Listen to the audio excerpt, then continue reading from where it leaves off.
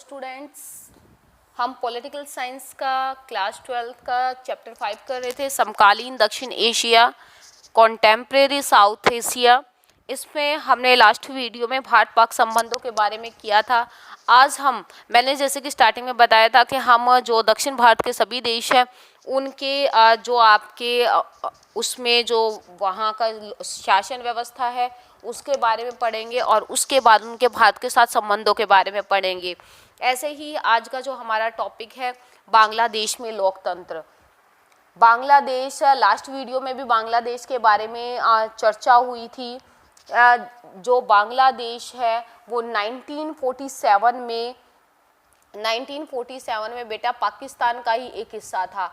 जब भारत और पाकिस्तान अलग हुए थे तो वहाँ पर जो जोन से हिस्से में आबादी या जोन से हिस्से में मुसलमान ज़्यादा थे उसको तो पाकिस्तान का नाम दे दिया था, ये मैंने बताया था। और जोन से हिस्से में हिंदू ज़्यादा थे उसको आपका हिंदुस्तान का नाम दे दिया, वो हिंदुस्तान के अंतर्गत आ गए। लेकिन जो पाकिस्तान बहुसंख्यकों की जो एक जगह पर मौजूद नहीं थे।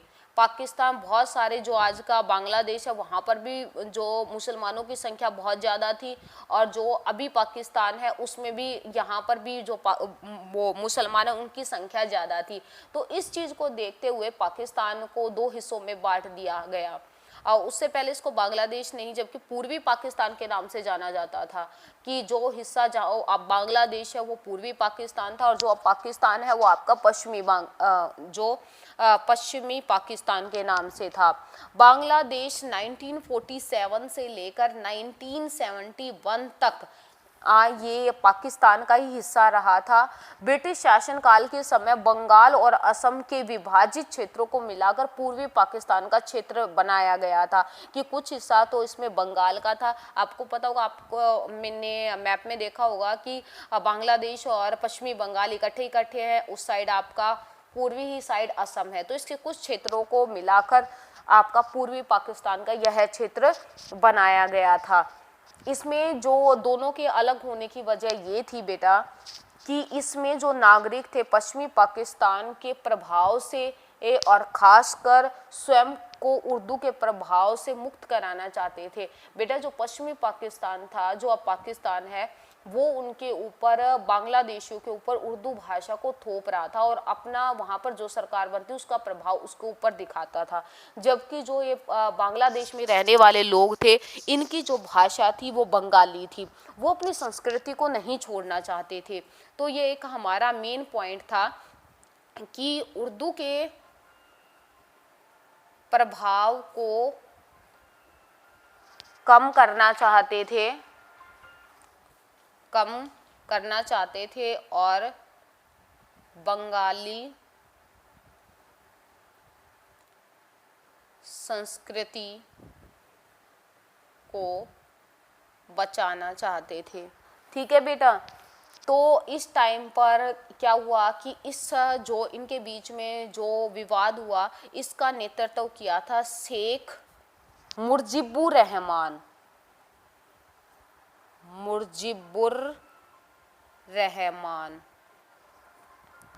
तो इन्होंने इसका नेतृत्व किया था इस आंदोलन का, और इसमें उन्होंने मतलब कि पूरा जो अपनी जनता है, खासकर जो अभी पूर्वी पाकिस्तान है, उन लोगों के लिए स्वायत्तता की मांग उठाई थी, स्वतंत्रता की, कि जो पश्चिमी इसके प्रभाव में है, पश्चिमी पाकिस्तान के ये जो प्रभाव में है इनको आज़ाद कर दिया जाए।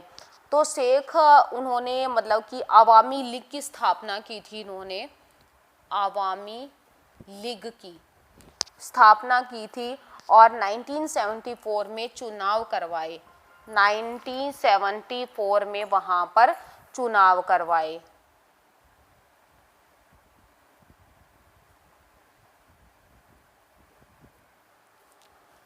में चुनाव करवाए और चुनाव के दौरान बेटा सारी की जो सारी सीटें हैं वो शेख मुजीबुर रहमान को मिली। फिर उसके बाद अब ये देखो बेटा कि वहाँ पर जो उनका नेतृत्व कर रहा है, जो पाकिस्तान को मतलब कि ये कर रहा है कि पाकिस्तान के विरुद्ध, जो पश्चिमी आपका पाकिस्तान है उसके विरुद्ध जो बोल रहा है, तो उसको अगर सारी की सारी, उसने अपनी एक पार्टी का निर्माण किया, उसको सारी की सारी सीटें मिल रही है और चुनाव में उसने जीत हासिल कर ली, तो क्या ऐसा पश्चिमी पाकिस्तान बर्दाश्त करेगा? तो उन्होंने क्या किया बेटा कि जो आपका क्या कहते हैं कि शेख जो मुजीबुर रहमान है उसको गिरफ्तार कर लिया और उन्होंने कहा कि हम इस सरकार को नहीं मानते। उस टाइम पर जो वहाँ का शासक था वो जनरल याहिया खान था, याहिया खान।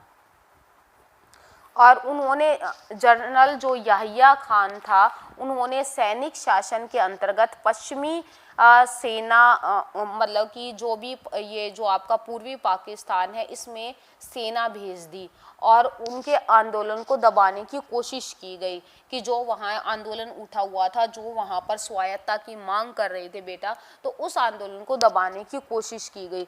इसमें बहुत सारे लोगों को मार दिया गया, बहुत उनके साथ अत्याचार किए गए, जिसकी वजह से बहुत सारे जो लोग हैं वो बांग्लादेश छोड़ने पर विवश हो गए और उन्होंने वहाँ से जाकर शरण ली भारत में। हाँ, भारत के लिए एक बहुत बड़ी समस्या थी, इतनी बड़ी लाखों की संख्या में लोगों को शरण देना और उनके लिए सारे प्रबंध करना। फिर भी भारत ने उनका जो वहाँ के नागरिक थे, पूर्वी पाकिस्तान के नागरिक थे, उनकी मांग का समर्थन किया और उनको पूरा सपोर्ट किया, जिसकी वजह से जो भारत था उसने 1971 में बांग्लादेश की स्वायत्ता के लिए जो आपका उससे पश्चिमी पाकिस्तान है उसके साथ युद्ध किया और इस युद्ध में भारत की जीत हुई, जिसके पश्चात जो भारत की जीत होने के पश्चात जो याहिया खान है उसकी सेना को वहां से भगा दिया गया और उसके पश्चात बांग्लादेश ने अपने आप को स्वतंत्र घोषित कर दिया और उनके स्वतंत्र होने के बाद बांग्लादेश में नया संविधान बनाया गया।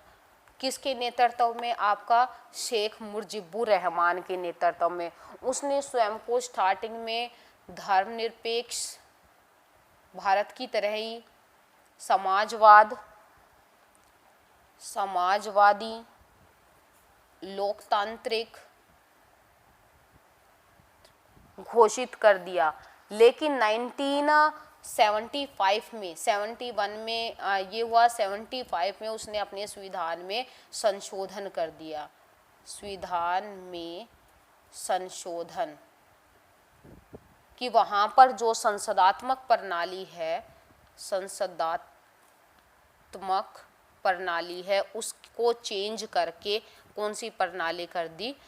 अध्यक्षात्मक प्रणाली वहाँ पर शुरू कर दी, जिसका क्या असर हुआ बेटा कि जो जनता है एक तरह से उसके खिलाफ हो गई और उसने क्या किया बेटा कि जितना जो उसकी पार्टी थी आवामी लीग, उसको छोड़कर वहाँ पर जितनी भी पार्टियाँ थी उन पार्टियों को एक एक करके समाप्त कर दिया, जिसकी वजह से वहाँ पर बहुत ही तनावग्रस्त जो परिस्थितियाँ थी वो उत्पन्न हो गई और इसी के चलते 1975 में सेना ने उनके खिलाफ आवाज़ उठाई। 75 में उन्होंने ये चेंज किया और 75 में ही उनके खिलाफ आवाज़ उठाई और उनकी हत्या कर दी।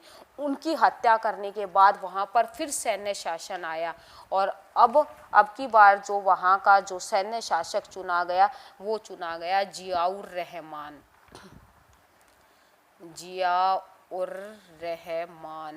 ये वहाँ के शासक चुने गए और उन्होंने बांग्लादेश नेशनल पार्टी की स्थापना की, लेकिन और उन्होंने मतलब कि बाद में चुनाव में भी जीत हासिल की, लेकिन लोग उनके भी विरुद्ध थे क्योंकि वो एक सैन्य शासक थे और उन्हें उनकी भी हत्या कर दी। इसके बाद वहाँ पर फिर लेफ्टिनेंट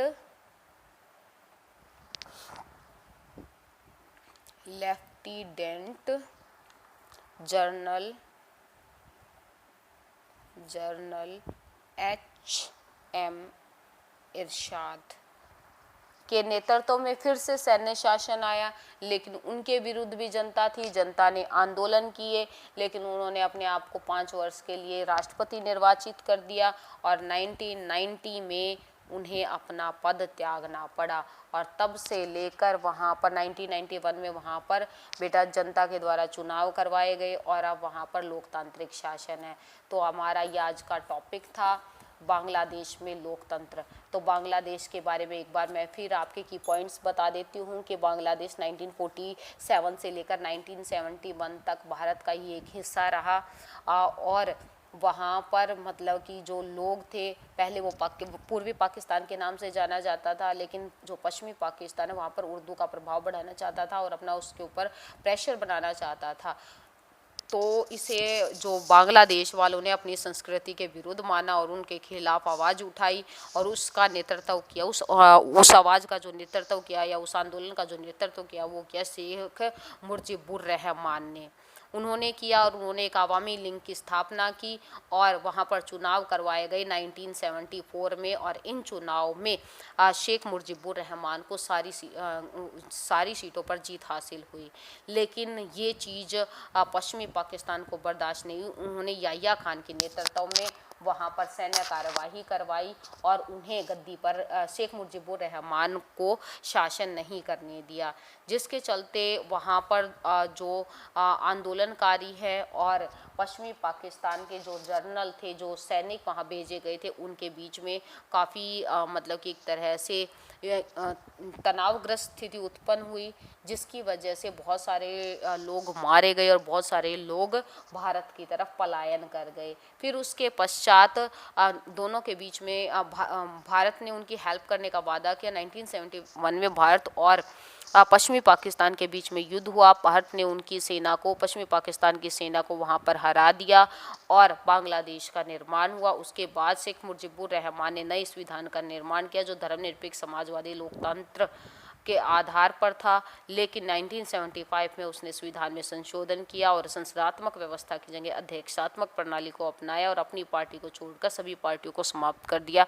जिसकी वजह से जनता उनके खिलाफ भड़क गई और 1975 में उनकी हत्या कर दी गई और जियाउर रहमान वहाँ के शासक बने। वो भी एक सैन्य शासक थे और उनकी हत्या करके वहाँ का तख्ता पलट करके लेफ्टिनेंट जनरल एच.एम. इरशाद वहाँ के शासक बने। उन्होंने 5 साल के लिए अपने आप को वहाँ पर राष्ट्रपति पद के लिए निर्वाचित किया, लेकिन उनको भी 1990 में अपना पद छोड़ना पड़ा। 1991 में वहाँ पर फिर से चुनाव करवाए गए। So students, bye.